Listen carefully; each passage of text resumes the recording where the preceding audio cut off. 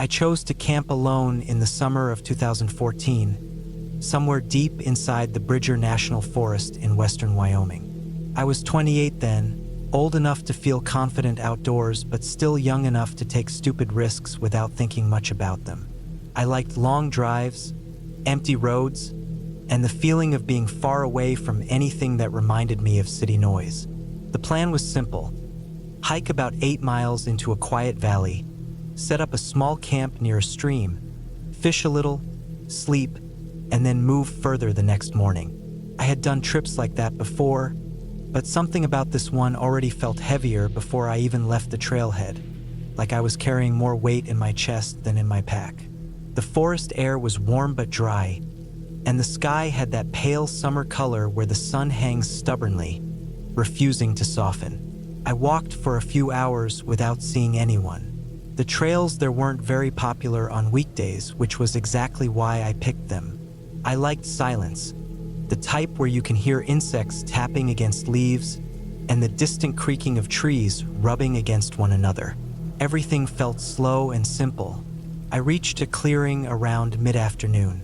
It wasn't big, just a flat pocket of ground between pine trees with a faint animal path leading toward a thin stream. The water wasn't deep, only about ankle height, but it moved fast enough to stay clean. The sound of it rolling over the stones filled the whole clearing, almost like a quiet wall of noise. I set my pack down and felt the kind of relief that goes straight down your spine. I pitched my tent, which was small and meant for one person. It barely fit me and my gear, but I didn't need much. I unrolled my sleeping bag, checked that my food was sealed, and hung the extra bag up in a tree using a rope so nothing could climb into it during the night. The sun was still high, but the temperature dropped a little under the pines, giving the air a cooler edge. Felt good. I took a short walk down the stream, stepping on rocks and watching the way the water bent around them. There were small fish flicking their tails under the shadows. Everything looked untouched and calm. I kept walking until the stream dipped between two sloping edges of earth and disappeared into thicker woods. I stopped there because the trees were packed too tight and the ground was uneven. Something about that section felt off, like the forest was trying to hide whatever was beyond it. I turned around and walked back. By the time I returned to my campsite, the light had changed. It was still bright, but the shadows were longer, reaching across the ground like thin fingers. I didn't think much of it. I gathered some dry wood and built a small fire. I ate, cleaned up, and watched the flames twist. The forest softened around the edges as evening settled. The air cooled more quickly than I expected. The fire crackled steadily, and every once in a while, I heard soft rustling somewhere out beyond the trees. Nothing strange, just normal forest sounds, like squirrels or birds dropping into thicker branches. When the sky finally dimmed into a dull blue, I noticed something that bothered me a little. The forest had become too quiet. The running water from the stream still made its noise, but everything else, the bugs, the birds, even the wind, seemed to fall still. I sat there by the fire and tried to tell myself it was just the temperature changing. It sometimes happens before nighttime. Still, something about the silence felt sharp, like it was pointed at me. I stayed outside until the fire began to shrink. When I finally crawled into my tent, I felt tired in that heavy-limbed way that comes after long hikes. I zipped the tent door shut, laid down, and listened to the muffled sound of my heartbeat settling. The forest outside seemed frozen. I tried to fall asleep, but I didn't. Somewhere in the middle of the night, I woke up suddenly, like my body felt something before my mind caught up. I didn't know what time it was, but the darkness inside the tent felt thick. I could barely make out the shape of my backpack near my feet. My ears picked up the faint gurgle of the stream outside, but nothing else. Then I heard something. It was soft at first, as if something brushed lightly over the pine needles. Not walking, more like dragging, a slow, uneven movement circling the clearing. The steps, if they were even steps, were too heavy for a small animal. They weren't the quick taps of a deer either. These sounded deliberate, slow, careful, like whoever or whatever was out there was trying not to be heard but failing just enough for me to notice. I stayed still, breathing shallowly. My sleeping bag felt tight around me, like it was holding me down. The sound moved again, closer this time, crunching lightly over the dried needles. I could almost picture something moving just outside the thin fabric of my tent, only a few feet away. The thought sent a cold shiver over my skin. The movement circled part of the clearing, paused, then circled again. It wasn't random, not like an animal stumbling around. It felt like something was checking the area, maybe even checking me. I wanted to tell myself it was a large deer or an elk, but the steps were too slow, too controlled. They didn't wander, they traced around my campsite like a pattern. I stayed awake for what felt like an hour, listening to the rustling fade and return in unpredictable waves. Sometimes it stopped completely, long enough for me to think it was gone. Then it would start again from a different direction. I didn't dare sit up. I didn't dare shift in my sleeping bag. I lay there, barely breathing, waiting for sunrise. At some point, exhaustion overpowered fear, and I drifted into a shallow half-sleep filled with flashes of movement and dark shapes I hoped weren't real. When I opened my eyes again, the tent was filled with pale morning light. I took a long breath, unsure if I had imagined everything. But when I stepped outside, I realized I hadn't. There were prints in the dirt. Not shoe prints, just odd impressions, long and narrow, with a flat edge on one side, almost like part of a boot had pressed down but the rest didn't leave a mark. They were spaced strangely far apart, as if whatever made them had an awkward stride. The impressions circled my entire campsite. Some came within 3 feet of my tent. My stomach tightened. I followed one trail of prints until they reached the stream. The water had washed away the rest. I checked the food bag I had hung in the tree. It was untouched. Nothing in my gear was moved. That almost made it worse. Whoever had been there didn't want my food. They didn't want my things. They only walked around me while I slept. I packed quickly. I didn't eat breakfast. I didn't even bother folding my tent neatly. I just stuffed it into my pack. My hands shook slightly. The sunlight felt wrong, like it was too bright compared to what I felt inside. When I started hiking back toward the trailhead, I couldn't stop looking over my shoulder. Every sound, the click of branches settling, the flutter of a bird taking off, made my pulse jump. I kept imagining the night noises behind me, replaying them over and over until they didn't feel like sounds anymore but warnings. The hike back took half the time it took going in. I moved fast, almost jogging in some parts. When I finally reached the parking lot, my truck looked like the safest thing I had ever seen. I threw my pack in the back and drove without even brushing dirt off my boots. Only when I reached the nearest small town did I let myself stop. I sat in a gas station lot with the engine off, breathing deeply. The world looked normal again. Cars, people, sunlight.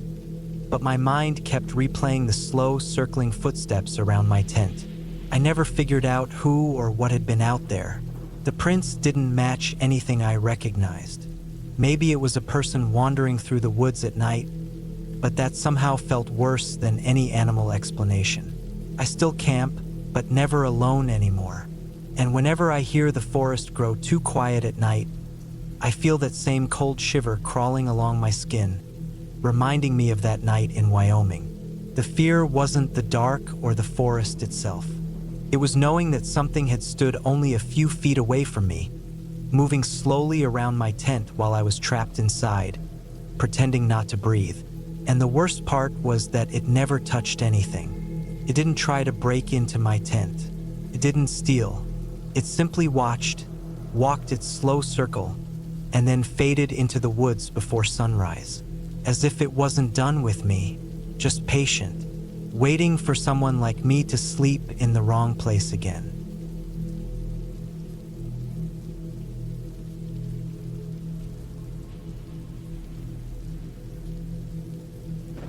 I never liked camping alone, but in late September of 2018, I decided to push myself a little and spend 2 nights in a quiet forest in northern Michigan. I was 26 at the time, living a pretty normal life, and I felt like I was starting to get stuck in a slow routine. I had a week off work and thought maybe a small solo trip would help clear my head.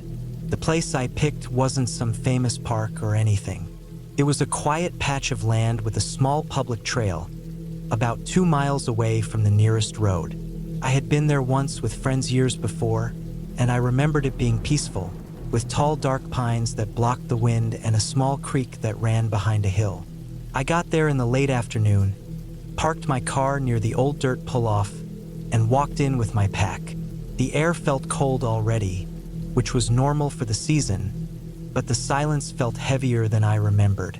I could hear only small things, birds shifting on branches, the soft sound of my boots pressing down on dried needles, and the distant trickle of water. Felt nice at first. The forest always had a way of slowing down my thoughts. I reached the clearing I wanted just as the sky started turning orange. It wasn't large, just a flat open patch of dirt and grass with a ring of stones from old campfires. I set up my tent, rolled out my sleeping bag, hung my small lantern on a branch, and collected some dry sticks to get a fire going. The cold sank in deep as soon as the sun dipped behind the trees, but the fire helped. I heated a simple meal, ate slowly, and listened to the forest settle into its night rhythm. I didn't hear anything strange. No warnings. Nothing that would have made me leave. It was just a normal quiet night. It wasn't until around midnight that something shifted. I was lying in my sleeping bag, half asleep, staring at the thin fabric of the tent ceiling as the fire outside lowered into soft orange embers. The forest was dead silent. Too silent, in a way that didn't fit the usual night sounds. No wind, no crickets, no rustling. It felt almost like the air itself was holding its breath. I tried to fall asleep anyway, but my body felt tense for no clear reason.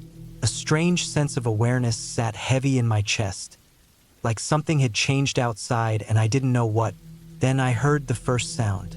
It was faint, almost too faint to notice, like someone stepping on a patch of needles far away. A soft, crisp crunch. I told myself it was probably a deer. There were always deer around those forests, but something about the weight of the step felt wrong. It wasn't the quick, light sound a deer makes. It was slow, heavy, almost deliberate. I stayed still and kept listening. Another step, then another. My heartbeat got loud enough that I could feel it in my throat. The steps weren't coming from the trail. They were coming from deep inside the trees, somewhere behind where I set up camp. The direction of the creek. The steps stopped for a few seconds. Then came the sound of something brushing against a tree trunk, like a coat or a large bag scraping against rough bark. I felt that sudden cold rush of fear that starts in your stomach and works its way outward. I didn't move. I didn't make a sound. I lay there in the tent, staring straight up, holding my breath. After a minute, I forced myself to slowly slide my hand toward my backpack inside the tent. I kept a small flashlight in it. I didn't turn it on. I just wanted to know I had it. My fingers shook a little as I wrapped them around it. The sound came again, this time closer. Another slow step, but now on soil instead of needles. Then another. Whatever it was had moved out of the trees and onto the clearing, onto the open ground where I had pitched the tent. I could feel the vibration in the dirt as it stepped. It wasn't strong, but it was enough for me to sense it. I felt frozen. Every tiny noise inside the tent felt loud. My breath, the shifting of my clothes, the faint movement of the sleeping bag fabric. I tried to breathe as quietly as I could, taking small, controlled breaths. The thing outside stopped moving. I could tell it was only a few feet from my tent. I didn't know whether it was facing me, or standing sideways or crouched or anything. I didn't even want to imagine it. I just stared at the bottom of the tent where the firelight should have been shining through from the dying embers. But the light was blocked. Something large was standing between my tent and the fire. For a moment, I wondered if it was a hiker or someone who got lost. But the hour was too late, and no one hikes that deep into the forest at night. And if it had been a person who needed help, they would have called out. They wouldn't just walk slowly into someone's camp in the dark. A new sound came, soft but disturbingly close. It was the sound of careful breathing. Slow, controlled, almost like someone trying to stay quiet. That chilled me deeper than anything else. Animals breathe fast. Animals huff. This sounded too steady. I forced myself to lie completely still. I didn't know how long the thing stood there. Felt like minutes. It might have been less, but every second felt stretched out. Then I heard movement again, a slow shift of weight, the sound of the fire crackling a little louder as the shape blocking it moved away. I saw the faint glow of the embers return through the tent fabric. Whatever had been standing outside was walking past the tent now, heading toward the far edge of the clearing. The steps were slow, not rushed, not frightened, just steady. When the steps finally reached the tree line, they stopped again. And for a long moment there was nothing, just dead silence. Then, without warning, the sound of fast footsteps tore through the darkness. Sharp, heavy running steps heading deeper into the forest.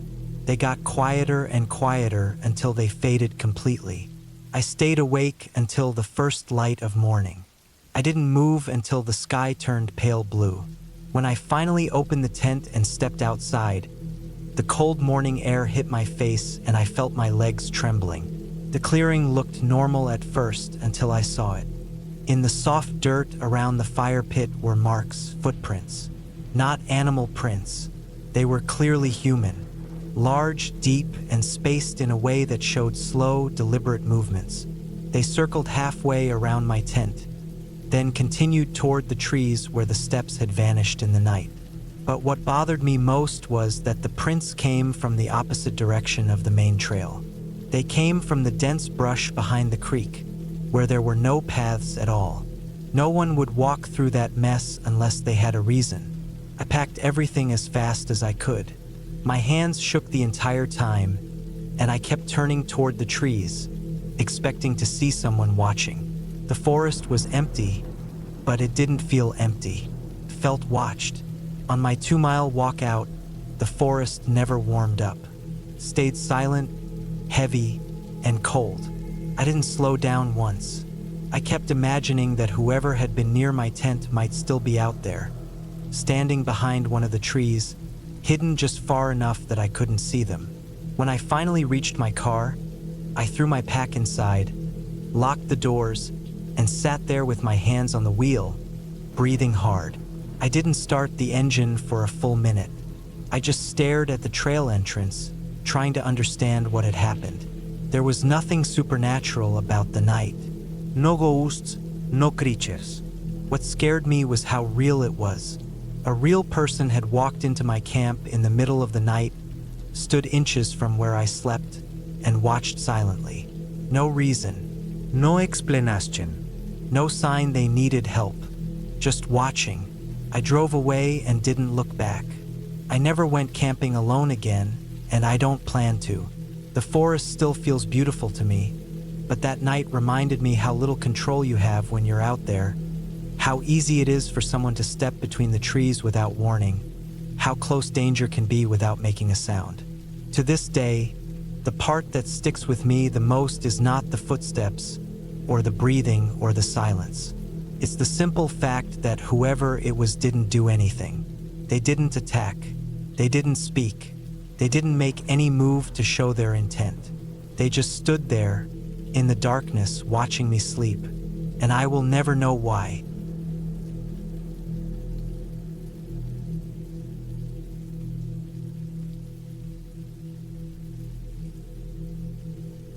I went camping alone in the late autumn of 2016, somewhere in the Northumberland countryside in England. I was 23 at the time and still at that age where I felt like I had to prove to myself that I wasn't scared of simple things like being alone in the woods. I had just bought a small used tent and a cheap sleeping bag, and the first weekend I got off from work, I drove out toward a quiet walking trail that I had only seen once before. It wasn't an official campsite, but the area was open and people sometimes camped near the fields behind an old stone wall. I liked the idea of being away from everyone for a night. The weather was colder than I expected. The wind pushed through the tall grass and moved it in slow waves. The sky was a washed-out gray that made the whole place look older than it really was. I parked my car beside a metal gate, grabbed my backpack, and walked farther into the field until I couldn't see the road anymore. The ground was soft and uneven, and the wet grass pressed against my boots as I searched for a spot flat enough for the tent. When I finally found one, the place was silent except for the wind and the occasional thud of distant farm equipment on the other side of the hills. I set up the tent slowly, trying to do it right even though my hands were stiff from the cold. I kept glancing around while I worked, not because I was scared yet, but because the open land felt too wide. There were no trees near me, just bushes in clusters and an old wooden fence that looked like it had been breaking apart for decades. Beyond it was a small patch of woodland, dark even though it was still early afternoon. When I finished setting up, I placed my sleeping bag inside, arranged my food, and sat outside for a while. The afternoon dragged, but I liked the quiet. I walked a little along the fence, kicking stones, trying to shake off the feeling that the place looked abandoned in a way that wasn't normal. I told myself that I was being dramatic, that empty fields always felt like that. By early evening, the clouds had turned darker. The air smelled like damp soil and cold metal, the kind of smell that makes you brace yourself for rain even if it never comes. I cooked a small meal on a cheap camping stove and watched steam rise into the wind and vanish. The light faded faster than I expected, and by the time I crawled into the tent, the world outside had become a deep, heavy blue. I lay on my back inside the sleeping bag, listening to the wind push against the tent. The fabric shook a little, and the small metal poles clicked softly. The sound made it hard to relax. I wasn't exactly scared, but I felt strangely aware of every sound. The field had been so quiet earlier, but at night even the smallest things sounded bigger than they really were. Every small movement in the grass outside felt like something walking. I turned on a small torch and read for a while, but my eyes kept drifting to the tent door, as if expecting the fabric to move. Nothing happened, so eventually I turned off the light and closed my eyes. Sometime later, I woke up without knowing why. It must have been close to midnight because the darkness was thick and cold, and the wind had died down. The silence was sharp, almost unnatural, the type of silence where even your heartbeat feels too loud. I lay there still, trying to figure out what had woken me, and that was when I heard something. It was not loud. It was slow, a steady, deliberate crunch in the grass. Then another, and another. Something was moving outside my tent. I stopped breathing. My chest felt tight, and I pressed my hands against the sleeping bag to stop it from making noise.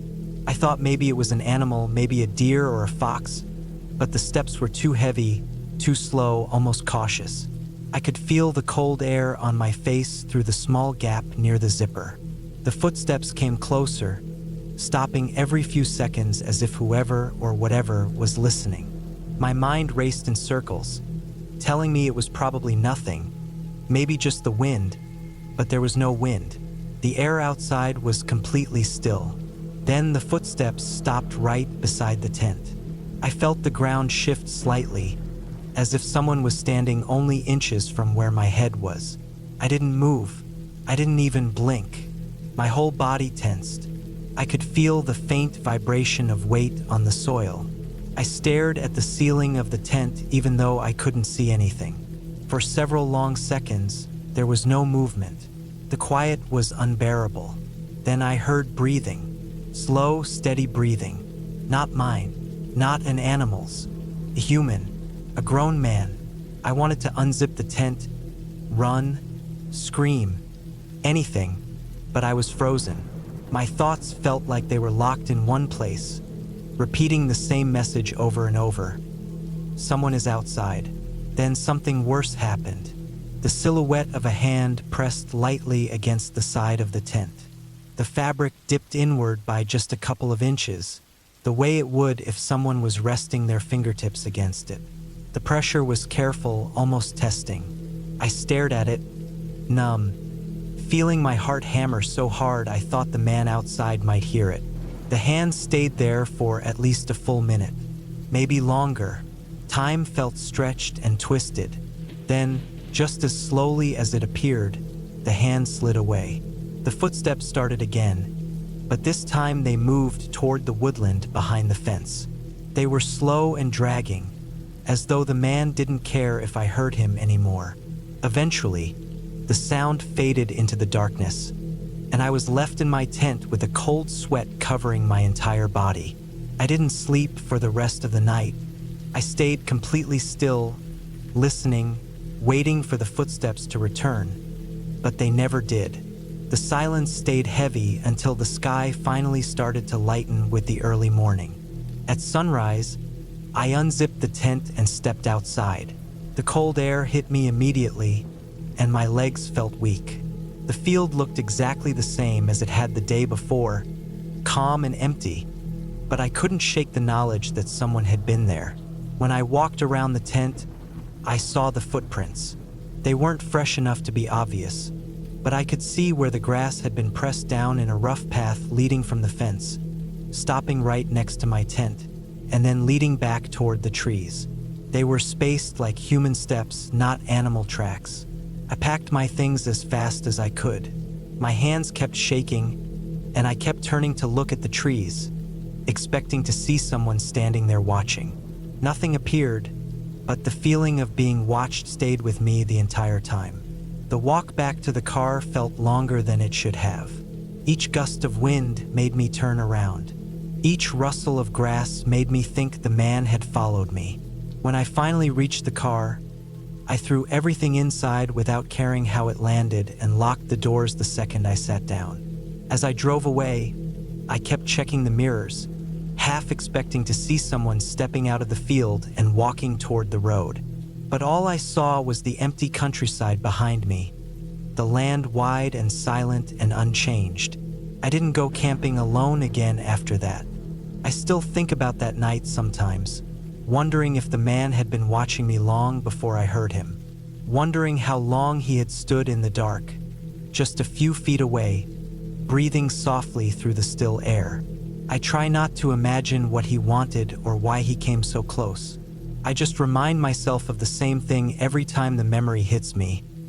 I was lucky he walked away, and that is the clearest ending I can give. There was no mystery, no supernatural reason, just a real man out there in the dark, creeping close to a tent in the middle of the night, and I will never know what he had planned. But I know what I felt, I know what I heard, and I know for certain that someone was there.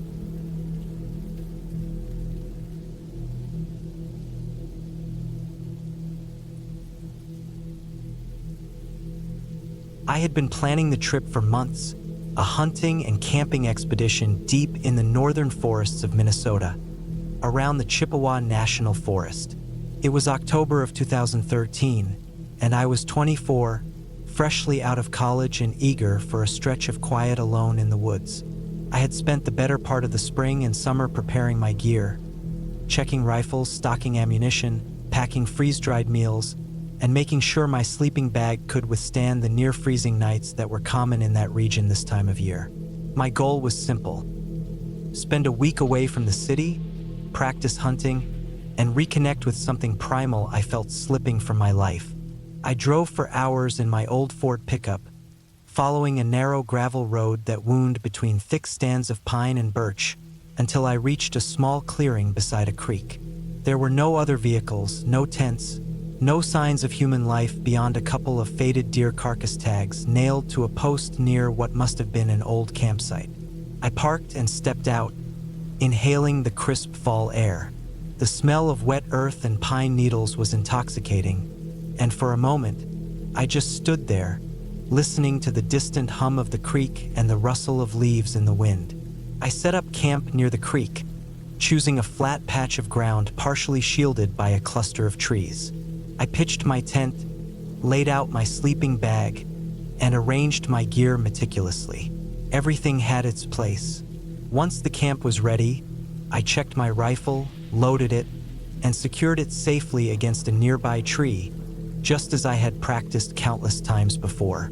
By the time the sun was low in the sky, I had a small fire going, enough to warm my hands and cook some of the freeze-dried stew I'd brought. Smoke curled up through the trees, catching the last gold rays of sunlight. That night, I slept in fitful spurts, waking now and then to the soft sounds of wildlife. The forest was alive in a way that was both comforting and unsettling. I could hear the distant snap of twigs, the occasional bird settling into its roost, and a low, unplaceable rustle that kept my senses alert. I tried to tell myself it was just deer or raccoons, but the sound had a weight to it, as if something was moving deliberately, watching and waiting. I woke at first light, the orange glow filtering through the mist that hung low over the creek. I ate a small breakfast and headed out with my rifle slung over my shoulder, walking carefully through the dense undergrowth. The forest floor was soft with fallen leaves and pine needles, muffling my steps, but I moved slowly and deliberately. I spotted deer tracks, fresh, heading toward a denser part of the woods. I followed them for hours, scanning constantly, breathing in rhythm with the forest. Hunting required patience, and I had learned the value of stillness. By midday, I had stalked a young buck close enough to take a clean shot, and I did. The deer went down almost instantly, and I approached it cautiously, heart still pounding. I felt a strange mix of triumph and responsibility. I field-dressed the animal with care, noting every cut and movement, packing the meat back to my campsite. The wait was significant, and the walk back along the creek took longer than I anticipated. By the time I returned, the sun was dipping low, and a cold wind had begun to rise. I stacked firewood, cleaned my rifle again, and prepared the deer for transport the next day. That night, as I sat by the fire eating a simple meal, I became aware of something odd. Footsteps, soft, deliberate, and coming from the direction opposite the creek. At first, I thought it was the deer or raccoon scavenging, but the steps were too deliberate, too heavy to belong to an animal. I froze, listening. The sounds circled my camp slowly, never getting closer but never moving away either. My rifle was within reach, and I gripped it, trying to steady my breathing. The forest felt dense, almost claustrophobic, with the shadows of the trees stretching unnaturally in the firelight. Hours passed, and the sounds eventually faded, replaced by the distant howl of a wolf or coyote. I couldn't sleep for the rest of the night, my mind racing with every worst-case scenario. Someone could be out there watching, waiting. The thought gnawed at me, a raw, primal fear I hadn't expected in a place I thought I knew so well. Morning came with a thin mist hanging over the creek. I packed the deer meat carefully and prepared to leave the campsite, deciding that I needed to hike out early before anyone, or anything, had a chance to surprise me. The forest had shifted overnight. I noticed broken branches that hadn't been there before, footprints that weren't mine, and the unmistakable smell of a fire smoldering nearby, even though no one had set one I could see. The reality hit me. I wasn't alone. Not for a second. Someone had been near my camp while I slept, close enough to circle it without being seen. I moved fast but cautiously, keeping my eyes on every movement in the trees. My senses sharpened to a painful clarity. Every shadow seemed to shift. Every sound was magnified. I hiked along a ridge that would eventually lead me to a main trail. The deer meat slowed me down, but I couldn't abandon it. Years of hunting had taught me respect for the animals I took. As I crested a hill, I finally saw signs of human presence. Tire tracks in the mud, a distant road that would lead back to civilization. Relief washed over me, though I remained alert until I reached my truck. The drive back was tense. I kept glancing at the rearview mirror, half expecting someone to be following. The woods on either side seemed impossibly dense, the mist from the creek clinging stubbornly to the trees. I finally made it to a small town an hour later, stopping at a diner to eat something real and hot. I noticed a few locals watching me curiously, but I didn't speak to anyone. I just wanted warmth, light, and to feel safe again. Back home, I unpacked my gear, cleaned my rifle thoroughly, and put the deer meat into my freezer. I reported the campsite intrusion to the forest rangers, describing everything I had noticed: the footsteps, the broken branches, the smoldering fire. They told me such occurrences were rare but not unheard of, and advised me to always be cautious, even in seemingly empty parts of the forest. That night, I slept soundly in my own bed, with locks on doors and the city lights outside my window. The whole experience stayed with me. I realized that the forest, no matter how familiar, was unpredictable. Animals, humans, weather, it all mattered. That trip taught me vigilance, respect, and the fragility of solitude. I still hunt, still camp, but I carry more caution with me now. I make sure someone knows exactly where I am. I check my surroundings constantly, and I never underestimate the quiet presence of another human in the woods.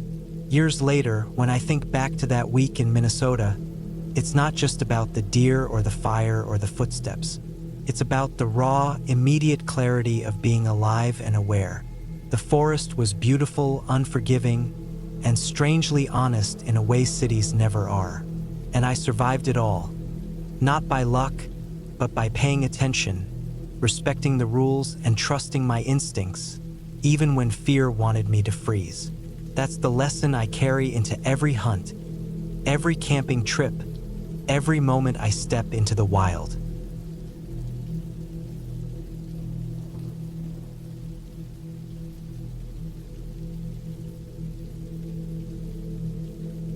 I never liked camping alone, but in the summer of 2019, after turning 24, something in me wanted to try it once, just to see what it felt like to be completely away from everything. I had been stressed from work, exhausted most days, barely sleeping at night, and I felt like I needed a break from everything familiar. So I picked a quiet national forest area in northern Alberta, Canada, a place I had never visited before but had heard was peaceful, wide, and full of thick pine trees that blocked out the sight of roads and houses. I wanted the quiet. I wanted to hear nothing except the wind and maybe the sound of some birds. I thought that would help clear my mind. I planned the trip for late August, when the nights were just starting to get cold but the days were still warm enough to walk around in a t-shirt. The drive to the forest took almost 5 hours. By the time I arrived, the sun was low, turning the sky into a soft orange color that stretched across the tops of the trees. The gravel road leading into the woods felt endless, and as soon as I passed the last small cabin, the world became silent in a way that felt like pressure on my ears. I found a pull-off spot beside an old dirt clearing that looked like it hadn't been used in years. There were no fire pits, no signs, no marks of people. The dirt was packed down but covered in pine needles, and the tree line around the clearing was so thick it looked like a solid wall. I liked that. It felt like I had picked a place where nobody would come walking through by accident. After setting up my tent, unpacking my small cooler, and gathering some dry sticks for a fire later, I walked around the clearing to get a feel of the place. The forest floor was uneven, soft in some places, almost spongy with old moss and rotting wood. The air smelled sharp, like cold tree sap and dry bark. The deeper I looked into the woods, the darker it seemed to get, even though the sun hadn't fully set yet. I tried not to think about animals watching me from those shadows, even though the thought came naturally. When I finally started a small fire and sat by it, The feeling of being alone truly settled in. The kind of quiet you don't hear in towns or cities. No cars, no distant hum of phones, no footsteps except my own. I could hear my heartbeat when I stayed still. It was peaceful, but it also made every small noise seem sharper. When a branch cracked somewhere far behind my tent, I turned my head so fast I felt a pinch in my neck. It was probably just the wood cooling or an animal stepping somewhere. But in a place that quiet, every little sound felt louder than it should have. As night fully fell, the darkness around me thickened. My fire lit only a small circle of the clearing. Everything outside that circle blended into one heavy, endless dark. I kept glancing at the trees even though I tried to stop myself. My brain kept imagining shapes, even though there were none. I went to sleep earlier than usual because I didn't want to sit alone in the dark too long. The fire was already fading, and the cold was creeping in. Inside the tent, wrapped in my sleeping bag, I tried to calm myself by listening to the wind pushing through the branches. For a while, it worked. My mind slowed down, but at some point in the night, the wind stopped completely, and that silence woke me up. I didn't know what time it was. The tent was pitch black. At first, I thought the silence was normal night quiet, but then I noticed something else. The forest was still too still. No crickets, no rustling, no owl sounds, just nothing. It felt unnatural, like the forest was holding its breath. Then I heard something, a soft crunch, like a footstep pressing into dry needles. Slow, heavy, controlled, came from the tree line to my left. Not fast, not rushed, just one step. Then a pause, then another step. My whole body froze. I tried to breathe quietly, but I could hear my breath shaking. I told myself it could be a moose or a deer, something normal, something that would wander off if it didn't smell food. But the steps were too careful. Not the way an animal walked. It sounded like something trying not to be noticed.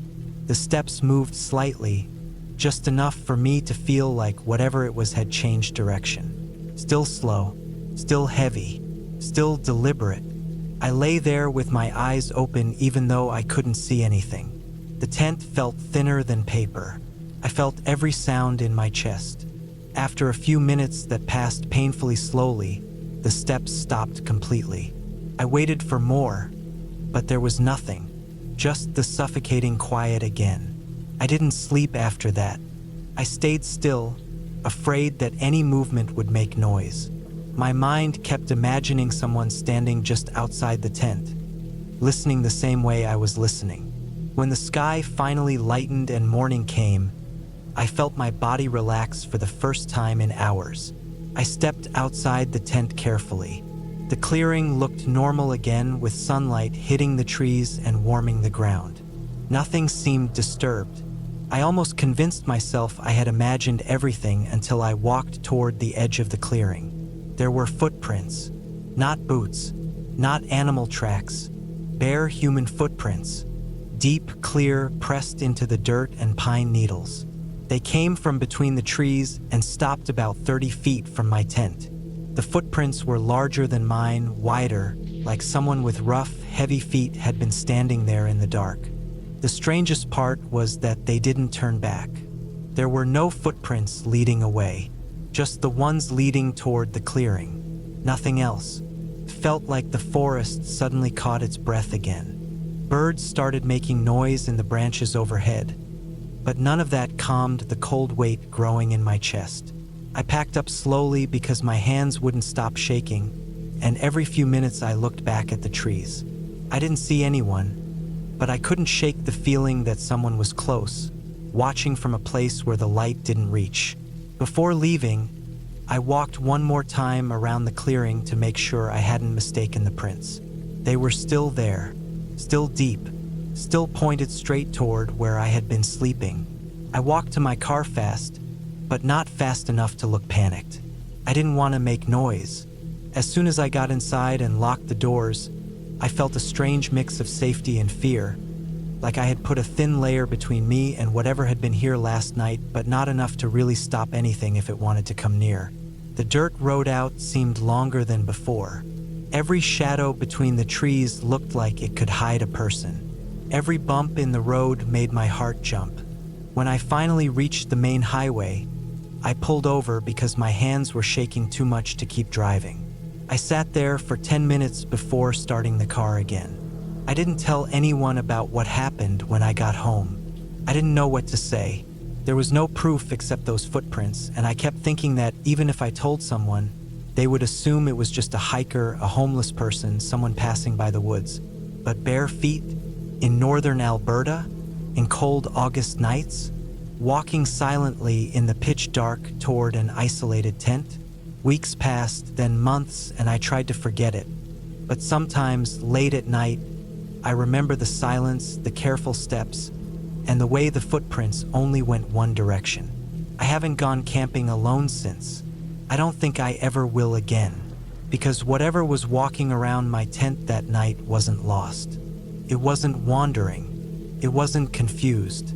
It knew exactly where I was sleeping, and it walked straight toward me, slow and quiet, like it was trying not to wake me until it was close enough to see inside. And the worst part, the part one can't shake, is that I still don't know why it stopped, or if it planned to come back.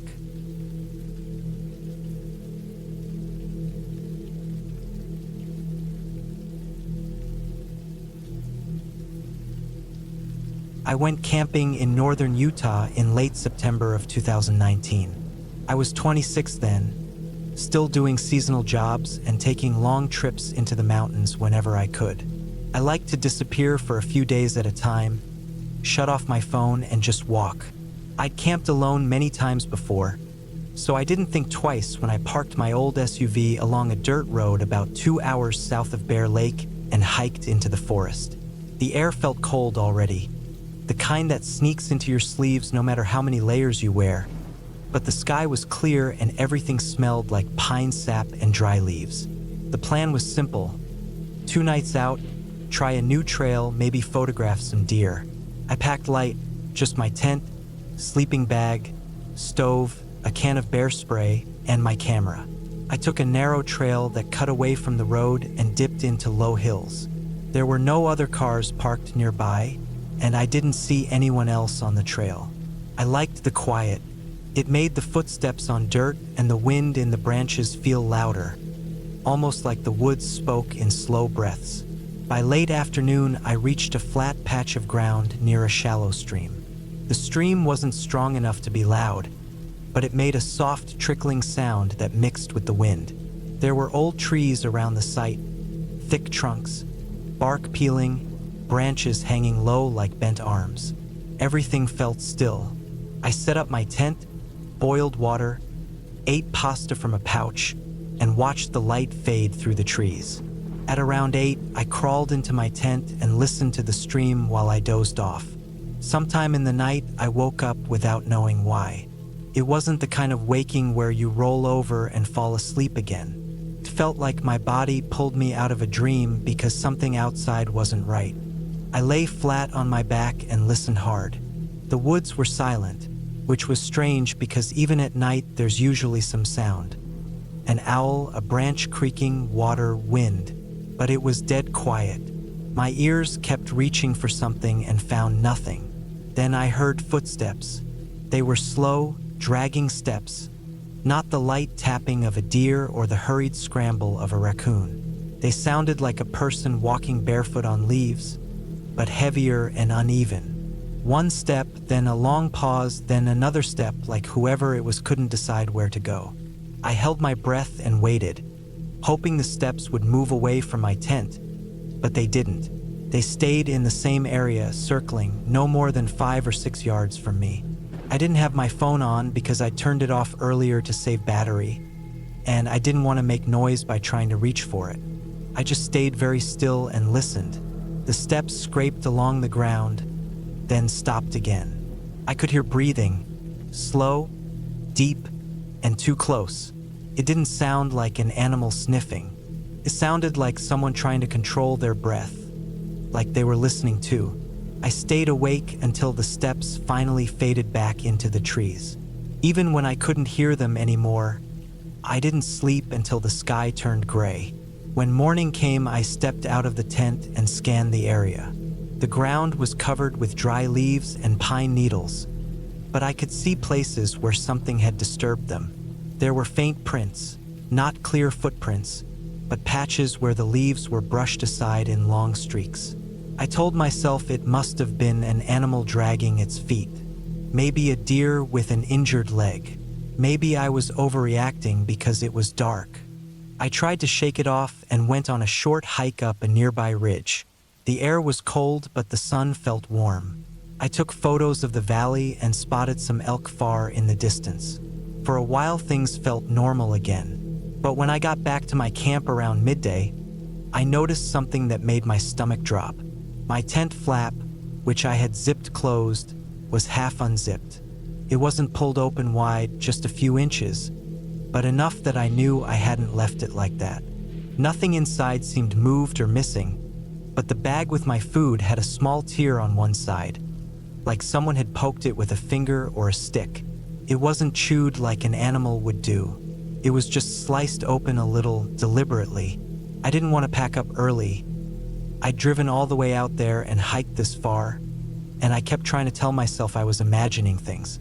So I stayed for the second night, but I moved my tent a bit farther from the stream and closer to a fallen tree, thinking it would give me some cover. The second night started quiet. I lay inside the tent listening to the stream again, which was softer from this new spot, but still there. I tried to stay awake a little longer, thinking maybe it was better if I didn't drift off too soon. But after an hour or two, my eyes got heavy and I finally fell asleep. I woke up to something worse than footsteps. I woke up to breathing, not far away in the trees. Asterisk, asterisk, right next to my tent, asterisk, asterisk. It was directly behind the thin fabric near my head. Slow, heavy breaths, like someone crouching close, trying not to touch the tent. I froze instantly. My arms went numb from fear. I didn't move, didn't blink, didn't swallow. The breathing got a little louder, then quieter, like the person was shifting position. Then something scraped along the side of the tent. Not claws, not paws, fingers. I could hear them tracing the fabric lightly, almost testing it. I felt the tiniest tug on the fabric near the zipper, like someone pinching it from the outside. For a moment, I thought maybe I should yell, make it clear I was awake. But something inside me told me not to make a sound. Whatever was outside didn't move like a normal person. It didn't breathe like someone hiking or camping. It breathed like someone pretending to be something else, someone holding themselves in a way people shouldn't. The breathing stopped. Then came the sound that haunts me the most when I think back on it. Asterisk, asterisk, a sound like an animal trying too hard to imitate a human step, asterisk, asterisk. A strange, high, awkward step, then a crouched shuffle, then another step, like a person who wasn't used to walking like a person. It moved slowly from one side of my tent to the other. I didn't dare reach for the zipper or the bear spray.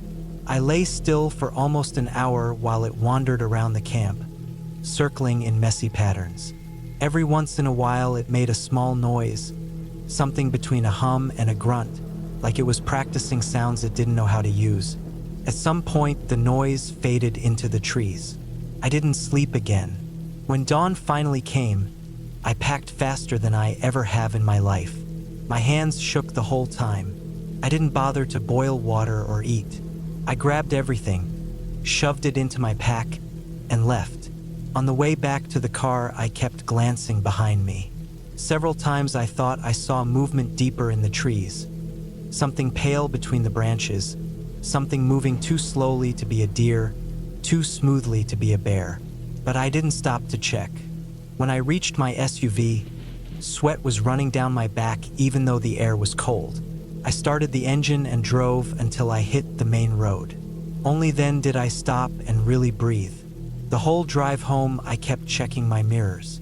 A week later, I read about a missing hiker reported only a few miles from where I'd camped. They'd gone missing months before I was out there. and the search teams had found nothing but scraps of clothing. The article said the area had steep hills and hidden ravines, and that an accident was the most likely explanation. But I remembered the torn food bag, the half-unzipped tent, the strange dragging steps, the breathing that didn't sound right, the way it paced around my camp like it was studying me. And I remembered the shape I thought I saw through the trees on my way out. Pale, thin, and too tall. I still tell myself it was just a person living out there. Someone unstable. Someone who'd been alone too long and forgotten how to act normal. That's the only explanation that makes sense. A human being can become something far more terrifying than any story if they're desperate and wild enough. I haven't camped alone since, and I don't go back to Utah. Whenever I think about those nights, I don't think about a creature or a spirit or anything supernatural. I think about the sound of those careful, controlled breaths right outside my tent, and how close I came to unzipping the door and finding out exactly what kind of person was waiting there.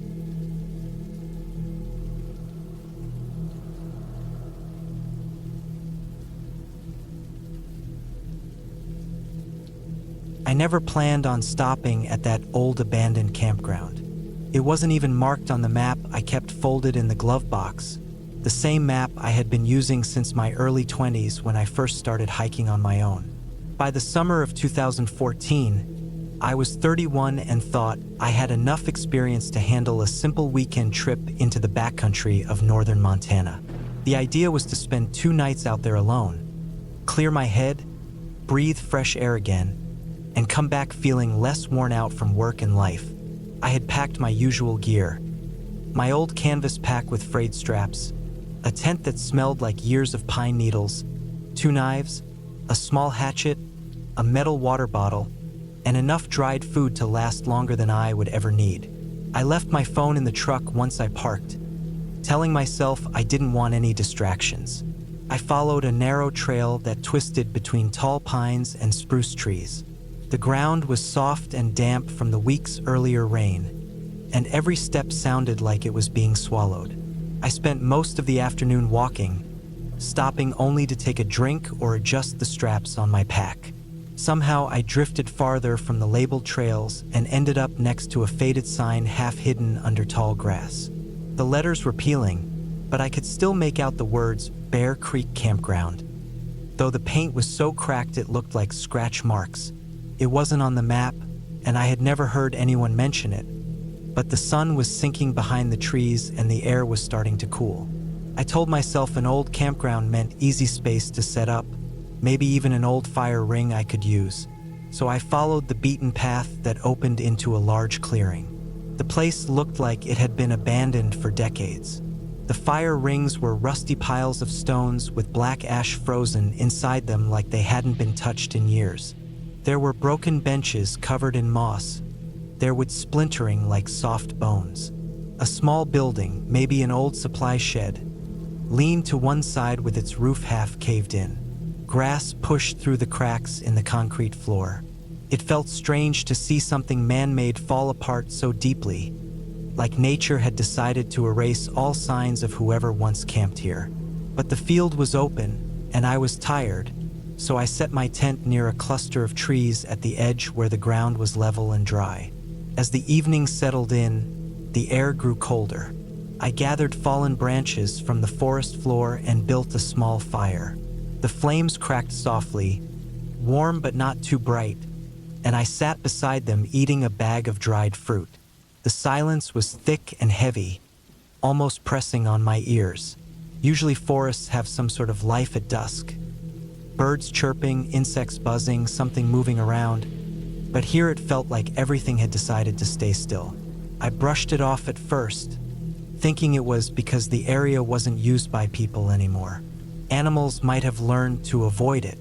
When I finished eating, I walked the edges of the clearing just to get a sense of the area. The ground dipped behind the shed into a shallow slope that led to an old fire road. The trees along that slope were unusually thin, tall, and spaced out evenly like something had cleared the forest long ago. The deeper I looked, the darker the space between the trunks became. I didn't like staring into it, so I turned back toward camp. That was when I noticed the first set of footprints. They were in the dirt near the fire ring closest to the center of the clearing. At first, I didn't think much of them, thinking maybe they were my own from earlier when I walked around. But these prints were larger, deeper, and older. The edges were soft and rounded, like they had been there for weeks. They led toward the shed, then cut sharply toward the tree line before disappearing into the undergrowth. There were no prints coming back. It made me uneasy, but I told myself hunters sometimes used abandoned places like this. Maybe someone had passed through, checked the shed, and left. I went back to my fire and let the warmth push away the worry. As the sky turned from orange to a deep blue, I banked the fire and went into my tent. I pulled my sleeping bag around my shoulders, listening to the sounds outside, or rather, the lack of them. It was so quiet that I could hear my heartbeat in my ears. I lay there, eyes open, staring at the fabric ceiling. Hours passed like that. I shifted from one side to the other, trying to get comfortable. At some point in the night, I heard a sound, light, sharp, and quick. It wasn't a branch falling or leaves rustling. It was footsteps. They were slow at first, almost measured, like someone trying to step carefully. They moved across the clearing, crunching the dry grass. I held my breath, waiting for them to fade or turn away, but they grew louder until it felt like they were right outside my tent. I swallowed hard, keeping still. The air felt thicker inside the tent, as if the temperature had dropped suddenly. I could hear the footsteps circling, always at the same steady pace. Dirt shifted under each step, and once I thought I heard the faint sound of fabric brushing against rough wood, like someone leaned on one of the old benches. My entire body stayed frozen. The footsteps eventually faded toward the shed. I waited long after they stopped, refusing to leave the tent.